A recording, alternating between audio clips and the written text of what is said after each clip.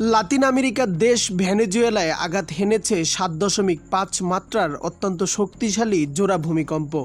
মুহূর্তের মধ্যে লণ্ডভণ্ড হয়ে গেছে রাজধানী কারাকাস সহ দেশের বিস্তীর্ণ এলাকা। তবে এই চরম ধ্বংসযজ্ঞের মাঝেই কারাকাসের একটি ধসে পড়া ভবনের ধ্বংসস্তূপ থেকে ১৪ বছরের এক কিশোরীকে অলৌকিকভাবে জীবিত উদ্ধার করেছেন উদ্ধারকর্মীরা। প্রকৃতির এই ভয়াবহ তাণ্ডব এবং এর পেছনের মূল কারণ কি, চলুন দেখে আসি।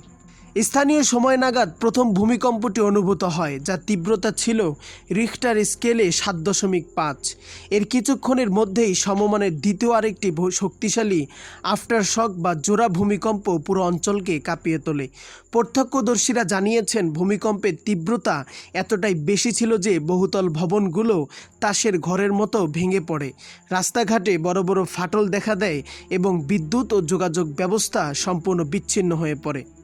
এখন প্রশ্ন হচ্ছে, ভেনেজুয়েলায় কেন এই ধরনের জোড়া ভূমিকম্প আঘাত হানল? ভৌগোলিক ও ভূতাত্ত্বিক দিক থেকে ভেনেজুয়েলা অত্যন্ত ঝুঁকিপূর্ণ একটি অঞ্চলে অবস্থিত।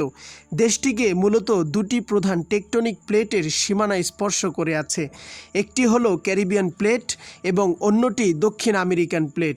বিজ্ঞানীদের মতে এই দুটি বিশাল টেকটনিক প্লেট যখন একে অপরের উপর ক্রমাগত চাপ সৃষ্টি করে বা একটি অপরটির নিচে চলে যাওয়ার চেষ্টা করে, তখন ভূগর্ভে প্রচণ্ড শক্তির সঞ্চয় ঘটে।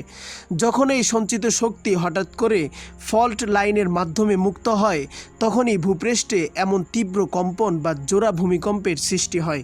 এবারের ভূমিকম্পটির উৎপত্তিস্থল বা হাইপো সেন্টার ভূগর্ভের অগভীর অংশে হওয়ায় এর ক্ষয়ক্ষতির তীব্রতা অনেক বেশি।